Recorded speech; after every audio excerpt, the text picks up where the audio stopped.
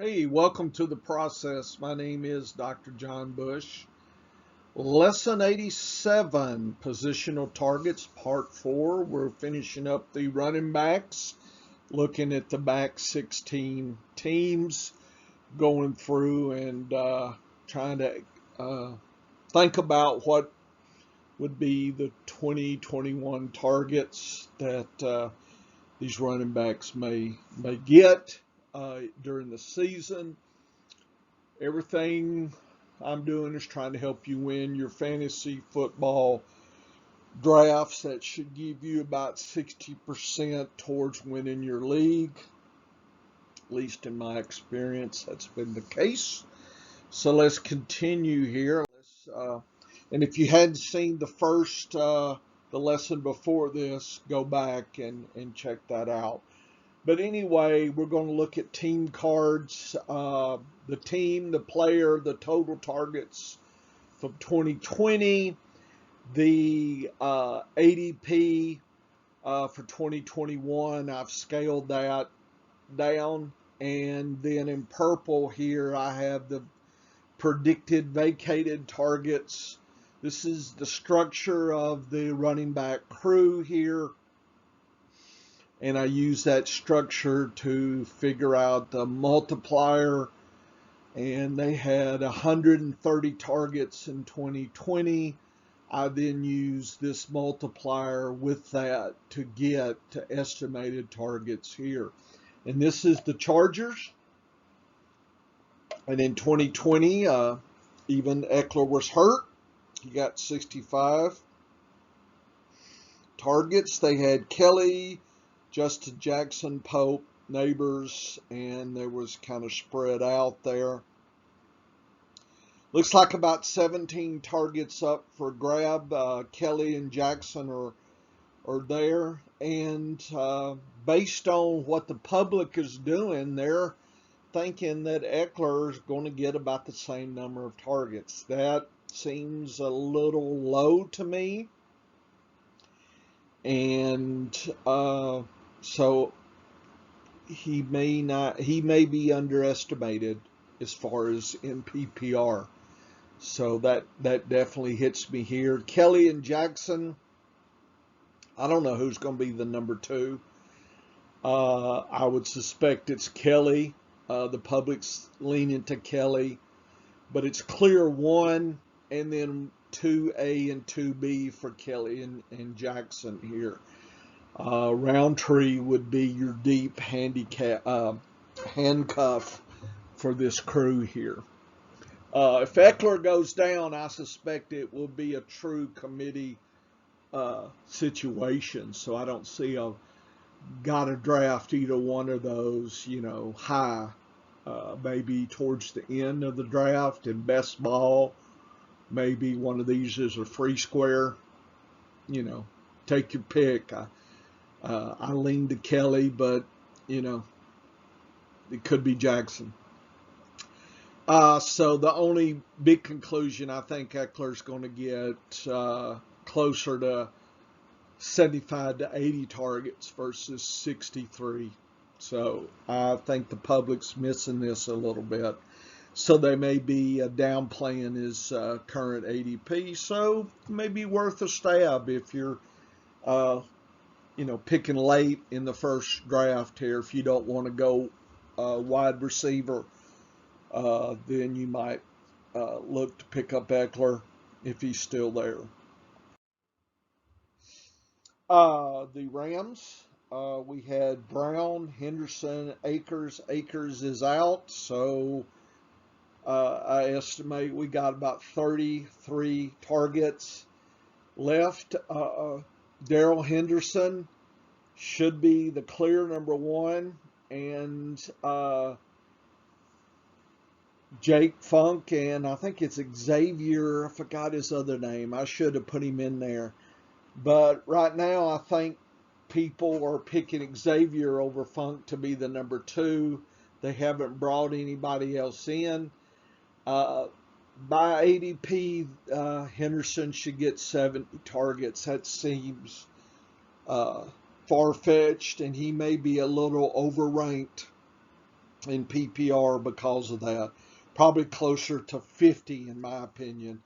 And I believe, and I don't know which one, the Funk or Xavier would be the number 2. I just don't know, and probably 20 to 30 targets there. Boy, this to me, this is as clear as mud. Who's the number 2 here? We'll have to see.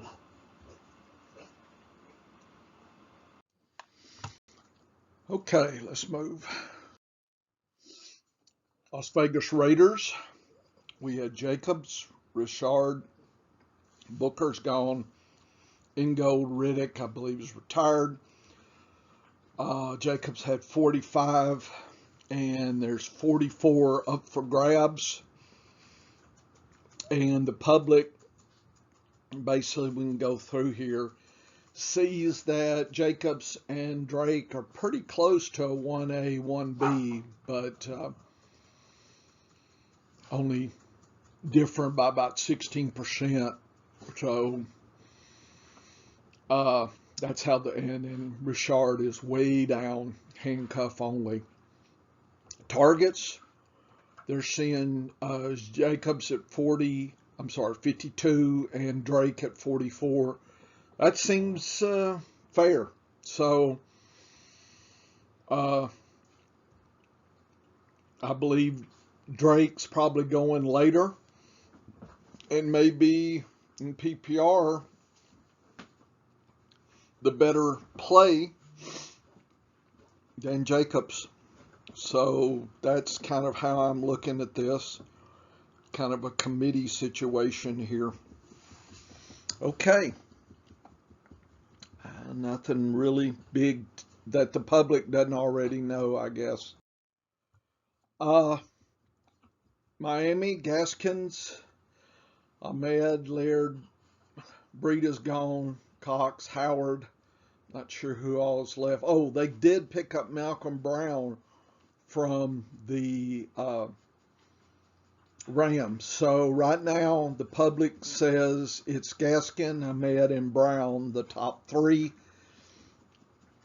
And they're saying Gaskin is a clear number 1 and Ahmed is clear number 2, 20% above Brown. So Brown is pretty much a handcuff situation there. And Gaskins is predicted to have 38. And I believe that's low. He got 47 last year, and there was a whole platoon behind him. So I'm saying close to 50. So I'm not sure Ahmed or Brown gets the numbers the public is thinking at this point. I believe it's going to be skewed to Gaskin. People are kind of jumping off Gaskin train a little bit, but I think I'm buying him at his price because I think he's going to get more targets in PPR than the public is thinking at this point. Okay. Minnesota, Cook, Madison, stay on, but Cook got 54, Madison 15, and there's 26 up for grabs. And the public sees Cook number 1, and Madison is clear number 2. And Cook gets roughly 60 targets. Madison gets 33. I think they're overplaying Madison's value there in PPR. So I think I would definitely wait a round or so before I grab Madison. I know people jump on handcuffs. But I'm not, unless Cook's out. But as far as a flex value playing every week, I think there are other number 2s that are worth your draft than Madison. In other words, if I didn't have Cook, I'm not sure I would take Madison. New England. We had White at 62. Burkhead's gone. Shoney Michel didn't catch any. Harris didn't catch any. And now the public is saying that I guess White gets 33, and Harris gets 42. Michelle gets 29 targets. Stevenson gets 17. So a big platoon here. Looks like a 1, 2A, 2B kind of situation. It's a little murky here because I do believe White should get more targets than Harris. I think Harris is being overplayed in PPR. White is underplayed, and Michelle's probably about right. So that's kind of how I look at that. But I think that's what the public is thinking. So I think I would pick up White in PPR. I think he's a good value. Okay, continue.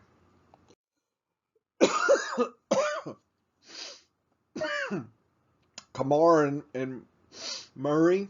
Kamar got 107. Murray got 26. This year, Kamara is predicted to get 87. That's a little low, actually.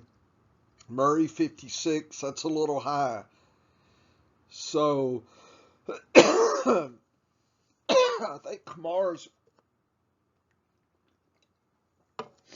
is worth your play as the second or third pick. Murray is probably a standalone flex running back to have, regardless of if you have Kamara or not. I think Murray is a bargain where he's going right now. At least when I've seen him in best balls, I've been picking him up when I can.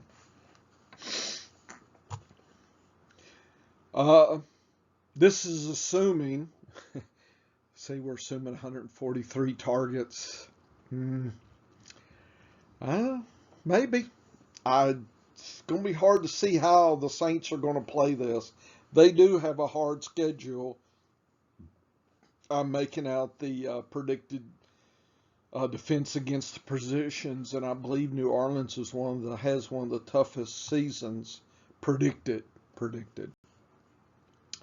Okay, next. The Giants. Basically, there are 74 targets up for grab. Gallman's gone. I think Freeman's gone. Is Lewis still around? I think he's gone too. I think there's 74 targets. And Barkley, hopefully, if he's healthy, should grab 59. Booker at 18 and Armstead at 6. I think it's a clear 1, 2A, 2B kind of thing. But I believe Booker is a good handcuff for Barkley. And I think Booker, you're going to get more play because they're talking Barkley may not show up till the third game. So that would make Booker a clear 2 and Armstead a clear 3. So I think Booker is worth your pickup early, and regardless if you have Barkley or not, he's a good roll of the dice flex play. Always got injury concerns with Saquon. Not drafting him a lot, and I know he has dropped in value, ADP value. So just be aware of that. There is some injury risks there. Injury uncertainty, I should say. I think Balaj is gone. Bell, is Gore still there? I think he's gone. I think P. Ryan.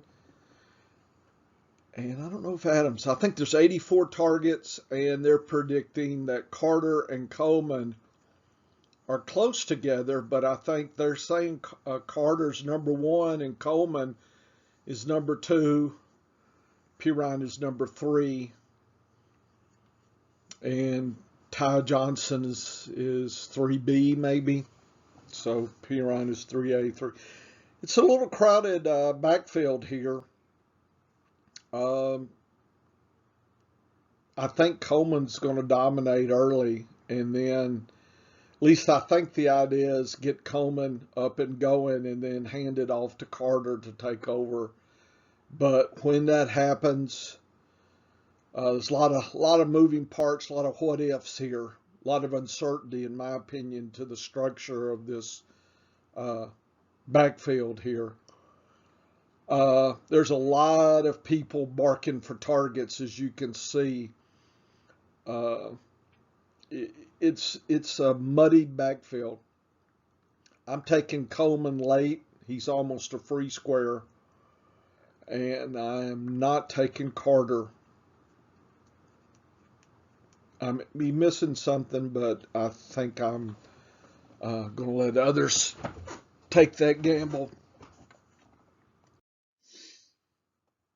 Philadelphia, I think we got Scott, Sanders, and last year they were very close together in targets, 52 and 36. There's 9 up for grabs, and this year they're thinking 35 and 21. I'm sorry, this Ganwell getting 21 and Scott getting 18. Kerryon getting 14. Howard from Miami getting 9. So what happens bringing in drafting Ganwell, Kerryon, and Howard, that's muddy the target water here. And I'm taking Scott as a free square of all these. Sanders, if he drops far enough, okay, I'll grab him in PPR. I don't know about Gainwell. Public likes him over Scott, but I don't know. They give Sanders clear number 1 and Ganwell and Scott and Kerryon. It's like 2A, B, and C. It's muddied. This is a confusing backfield. Be cautious. Like I said, I'm taking Scott in best ball and Sanders if he drops. But I'm not rushing to get deep invested in Philadelphia. So Connor is gone. I think Snell's still around. They brought Balaj in, McFarland, Snell, and Harris. So Harris is the wonderkin.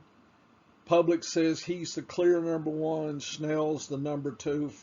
McFarland's and Balaj 3A, 3B. Target-wise, Harris, they think about 40 targets. Snell about 21. That seems fine to me. I'm not sure Snell's going to make the cut. I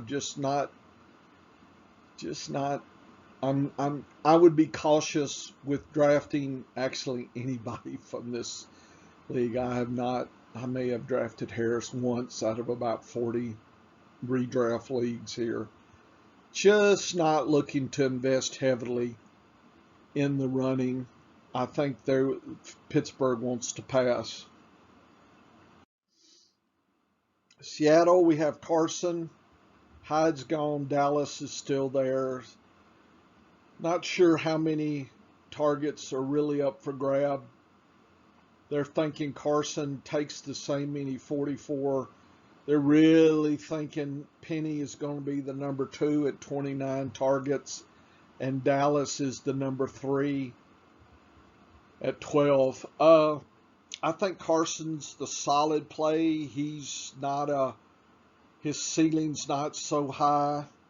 I think he's less uncertain. Penny, I'm not drafting him. And Dallas, I'm not drafting him unless there's an injury to Carson. So others can stockpile those guys. I'm not sure, nothing else to say about this. San Francisco, of course, loves to have a platoon and a half of lots of running backs here. And this year they're thinking Sherman and Mostert are the dogs. Wilson comes back in later. There's Gallman as well. So I think they're thinking they got a 1A, 1B, 2A, 2B kind of scenario. So they got 4 here. They're splitting 137 targets. Boy, that sure cuts everybody's advantage there. There's not a lot of fat on the bone here. It's all kind of gristly. And I'm taking Wilson and best ball late as a free square. And that's about the only play. Maybe Moster if he drops. Not taking Sermon. I think others can have him. Not a lot to say here. Not investing heavy with, the platoon approach to having everybody and their dog being the running back.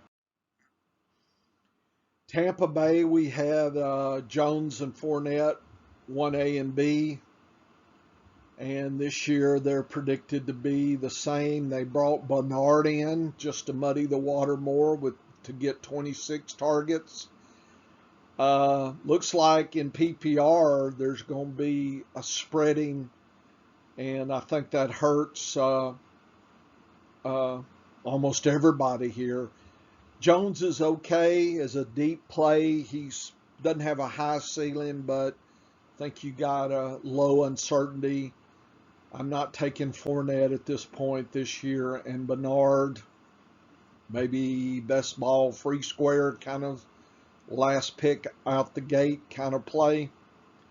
I think it'd take an injury to make Bernard relevant. So not really jumping on this crew a lot either. Henry is back, and Darrington Evans. They're thinking Henry's going to rush, but maybe 37 targets. That seems right. Evans with 17. Okay, he improves. I think the only time I'm taking Evans is if I have Henry. I think Evans would be a handcuff. Not really looking to take Evans or Hill. I'll take Henry at his price. You're getting what you're getting. No surprise, unless there's injury. Always surprised with injury. Washington, McKissick had 110 and Gibson had 44. Oh my goodness. So the public says this year they flipped it. Says Gibson gets 88, McKissick gets 60. I think it's flipped. Should be flipped back. So I think McKissick is a great standalone flex RB without having Gibson. I think Gibson may be a little high. I'd wait for him to drop a little bit before I took him, but I would take McKissick. Just hoping that Fitzmagic throws out of the backfield. Who knows? He, jumps from team to team. It's hard to predict what they're going to have him do. But assuming there's enough, they had 161 targets. That's a hell of a lot of targets to basically 2 players. I'm thinking, like I said, I would take McKissick as a target late, and Gibson I would take if you just got to take him, but he's not going to be a big bargain. I think his seating is limited, but I think McKissick could get the 80 targets and Gibson could get the 60. I really think the public's missing this and flipped it the wrong way. I think there should be a lot closer than we think as far as in PPR targeting. Okay, so what I did on these two is just some reference charts. I sorted the running backs from estimated targets high to low. And you see Gibson, Kamara, McCaffrey, Mixon is high, Henderson. So it looks like if you're targeting tiers, is there such a thing, targeting tiers? The public says Gibson and Kamara are the same targets. Like I said, I think they're overestimating Gibson. What else? Elliott's fine. Swift. Eckler, I think, is going to get more than they're thinking. McKissick just stands there. Take a look at his ADP. Him and Henderson and Murray are nice target monsters here. Oh, and Jamal Williams. Pollard's looking good. Drake, Harris, Himes. So I think in this column, those are the ones that I think will be standalone flex RBs and PPR. So they would be the one I'd be thinking to try to collect. So I thought that's pretty neat. And here's just some deep plays here. I'm not sure who I would take here, but you can have that as a reference anyway. So this is the end of the lesson here. We're having lots of fun in the process. I'm going over the tight ends next. We'll go through them in a couple of lessons, and then wide receivers, and then I've got some more extra fun stuff in this whole block of target lectures here. So come back. We're having extra fun here.